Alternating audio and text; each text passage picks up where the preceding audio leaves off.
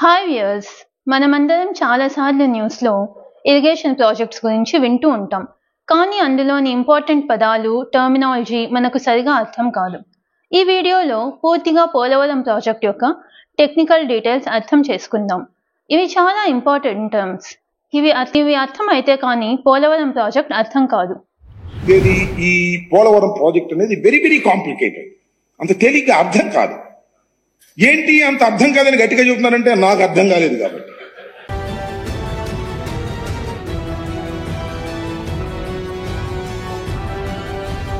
So ముందుగా మనం Polavaram project యొక్క ఇంపార్టెన్స్, పర్పస్, కీ ఆబ్జెక్టివ్స్ అన్ని డిస్కస్ చేద్దాం.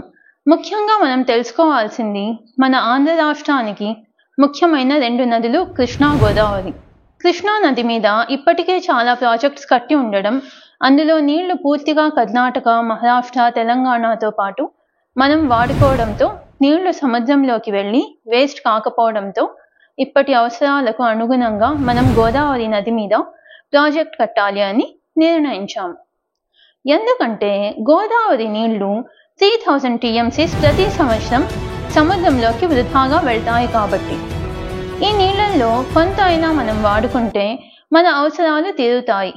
ఇప్పుడు మీకు టీఎంసీ అంటే ఏంటో తెలియకపోవచ్చు. యాక్చువల్గా టీఎంసీ అంటే టీఎంసీ ఫీట్ అని అర్థం. 1000 మిలియన్ క్యూబిక్ ఫీట్ అని అర్థం. అంటే 2831 2831 crore లీటర్స్ వాటర్ ఒక్క టీఎంసీ ఫీట్ అంటే. ఇలాంటివి 3000 TMC ఫీట్ నీళ్లు ప్రతి సంవత్సరం గోదావరి నది ద్వారా బే ఆఫ్ బెంగాల్లోకి వెళ్ళిపోతాయి. సో ఇందులో ఎంత వీలైతే అంత నీరు వాడుకోవాలి అన్నదే మన ప్లాన్. ఈ పోలవరం ప్రాజెక్ట్ ద్వారా ఇప్పటి వరకు ఇరిగేషన్ ప్రాజెక్ట్స్ ద్వారా ఎప్పుడూ నీరు అందని కేవలం బోర్లతోనే వ్యవసాయం జరిగే 7 లక్షల ఎకరాల భూమికి నీరు అందుతుంది. ఇప్పటికే కొద్దిగా ఇరిగేషన్ ప్రాజెక్ట్స్ ద్వారా చాలని నీళ్లతో నెట్టుకొస్తున్న 23.5 లక్షల ఎకరాల భూమికి ఆయకట్టు స్థిరీకరణ చేయొచ్చు. అంటే అదనంగా నీళ్లు ఇవ్వచ్చు. అంటే దగ్గరగా డైరెక్ట్గానే 30 లక్షల ఎకరాల భూమికి నీళ్లు అందుతాయి. ఇండైరెక్ట్గా కూడా కొన్ని లక్షల ఎకరాలకి మేలు జరుగుతుంది. ఇప్పుడు మీకు డౌట్ వస్తుంది, ఇండైరెక్ట్గా ఎలా అని. ఎలా అంటే కృష్ణా జలాలపై ఆధారపడిన కోస్తా డిస్ట్రిక్ట్స్ యొక్క కృష్ణా రివర్ వాటర్ షేర్ రాయలసీమలో వాడుకోవచ్చు. ఇంకా అద్భుతం ఏంటంటే గోదావరిలో ఎక్కువ వరదలు వచ్చినప్పుడు ఆ నీళ్లను కృష్ణా రివర్తో లింక్ చేస్తే కృష్ణాపై డిపెండ్ అయిన ల్యాండ్ కూడా చాలా బాగా నీళ్లు వస్తాయి. ఇప్పుడు అర్థమైందా మీకు ఈ ప్రాజెక్ట్ యొక్క గొప్పతనం? ఇప్పుడు ఈ ప్రాజెక్ట్ యొక్క టెక్నికల్ డీటెయిల్స్లోకి వెళ్దాం. ఫస్ట్ ఈ ప్రాజెక్ట్ యొక్క ఇంపార్టెంట్ కన్స్ట్రక్షన్స్ ఏవో చూద్దాం. Number 1, project spillway. ఈ స్పిల్వే చాలా ఇంపార్టెంట్. ఎందుకు ఇంపార్టెంట్ అంటే నీళ్లు రిలీజ్ చేసేది ఇదే. దీనికి 48 గేట్లు ఉన్నాయి. వాటర్ రెగ్యులేట్ చేయడానికి ఈ 48 గేట్లు పనికొస్తాయి. ఇది చంద్రబాబు నాయుడు గారి 2014-19 హయాంలో పూర్తి చేశారు. ఈ కన్స్ట్రక్షన్ ఈ మన పోలవరాన్ని వరల్డ్లోనే పెద్ద ఇరిగేషన్ ప్రాజెక్ట్గా చేసింది. అది ఎలా అంటే చైనాలో కూడా ఇలాంటిదే ఒక డ్యామ్ ఉంది. ఆ డ్యామ్ పేరు 3 Gorges డ్యామ్. ఆ 3 Gorges డ్యామ్ కూడా 50 లక్షల క్యూసెక్స్ వాటర్ని ఒక్కసారిగా రిలీజ్ చేయలేదు. ఇప్పుడు మీకు క్యూసెక్ అంటే ఏంటో తెలియకపోవచ్చు. క్యూసెక్ అంటే ఒక్క సెకండ్కి 28.3 లీటర్లు వాటర్ రిలీజ్ అవ్వడం. ఇలాంటివి 50 లక్షల వాటర్లు ఒక్క సెకండ్కి రిలీజ్ అయితే ఎలా ఉంటుందో ఒక్కసారి ఆలోచించండి. అదొక అద్భుతంలా ఉంటుంది. అందుకే ఈ పోలవరం ప్రాజెక్ట్ ప్రపంచంలోనే పెద్ద ప్రాజెక్ట్. ఈ స్పిల్వే పొడవు 1.1 కిలోమీటర్స్ పొడవు. అంటే చూడ్డానికి అది చాలా పెద్దగా ఉంటుంది. ముఖ్యంగా ఈ స్పిల్వే అంటే ఏం చెప్పుకున్నాం, దీని ద్వారా వాటర్ ఫ్లోని రెగ్యులేట్ చేస్తాము. గేట్స్ ద్వారా అండ్ మనకు కావలసిన కాలువలు అంటే కెనాల్స్ ద్వారా పంపిస్తాము నీళ్ళని. ఇదే స్పిల్వే పర్పస్. జనరల్గా స్పిల్వే అంటే రివర్ ఏ పాత్లో ఫ్లో అవుతుందో అక్కడే కడతారు. కానీ గోదావరి నది లోతు చాలా ఎక్కువ ఉండడం కారణంతో నది ప్రవహించే మార్గంలో స్పిల్వే కట్టడం ఇంపాసిబుల్.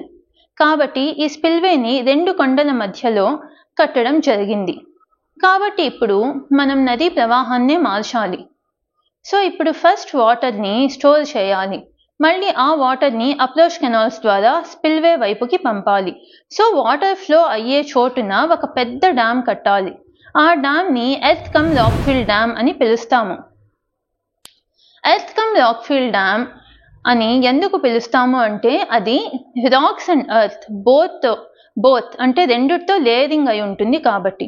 దీనిలో వాటర్ స్టోర్ ఉన్నప్పుడు వాటర్ లీక్ అయి గ్రౌండ్లో ఇంకిపోకుండా ఉండేందుకు డయాఫ్రమ్ వాల్ కాంక్రీట్తో కడతారు దాని లోపల. దీన్ని కూడా చంద్రబాబు నాయుడు గారి 2014 నుంచి 19 పీరియడ్లో కంప్లీట్ చేశారు. ఈ కన్స్ట్రక్షన్ ప్రాసెస్లో 32,000 క్యూబిక్ మీటర్స్ కాంక్రీట్ని కేవలం 24 అవర్స్లో ఫిల్ చేసి గిన్నీస్ బుక్ ఆఫ్ వరల్డ్ రికార్డ్స్లో కూడా ఎక్కారు.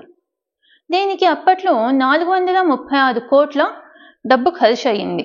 ఈ కన్స్ట్రక్షన్ అప్పుడు రివర్ వాటర్ ఫ్లో అయ్యి డిస్టర్బ్ చేయకుండా 2 వైపులా కాఫర్ డ్యామ్ కట్టారు. ఇందులో కొన్ని గ్యాప్స్ ఫిల్ చేయాల్సి ఉన్నప్పుడు చంద్రబాబు నాయుడు గారి ఓడిపోవడం, జగన్ గారి గవర్నమెంట్ రావడం జరిగింది. జగన్ గారు వచ్చి పనులు స్టాప్ చేయించి రివర్స్ టెండరింగ్తో అప్పుడే కాళేశ్వరం కట్టిన మేఘా ఇంజనీరింగ్కి ప్రాజెక్ట్ అప్పగించారు. ఆయన పనులు స్టార్ట్ చేసే ముందు చాలా ఎక్కువగా వరదలు రావడంతో కాఫర్ డ్యామ్స్లోని గ్యాప్స్ ఫిల్ చేయకపోవడంతో డయాఫ్రమ్ వాల్ లోకి నీళ్లు బాగా పోయి ఫోర్స్తో కాంక్రీట్ స్ట్రక్చర్ బాగా డ్యామేజ్ అయింది. ఈ పాయింట్ చెప్పింది వేరెవరో కాదు, స్వయానా ఐఐటి హైదరాబాద్ ఎక్స్పర్ట్సే చెప్పారు. మళ్ళీ డయాఫ్రమ్ వాల్ని రిపేర్ చేయాలి అని జగన్ అనుకున్నారు. దానికి 450 కోట్లు ఖర్చు పెట్టి రిపేర్ చేయమన్నారు కూడా. అయినా కూడా అది సరిగ్గా రిపేర్ అవ్వలేదు. 450 కోట్లు ఖర్చు పెట్టినా అది సరిగ్గా రిపేర్ అవ్వకపోవడం వల్ల ఇప్పుడు దాన్ని రిపేర్ చేసి మళ్ళీ కన్స్ట్రక్ట్ చేయాలంటే 980 కోట్లు ఖర్చు అవుతుంది. సో చూడండి, 2019లో ప్రభుత్వం మారి మళ్ళీ రివర్స్ టెండరింగ్కి వెళ్ళడంతో ఎంత ప్రజాధనం లాస్ అయ్యింది. 450 crores నుంచి 980 crores వరకు వచ్చేసింది. సో మనం ఎప్పుడు కూడా ఒక కరెక్ట్ గవర్నమెంట్ని ఎన్నుకోవడం ఎంతైనా మన మంచికే.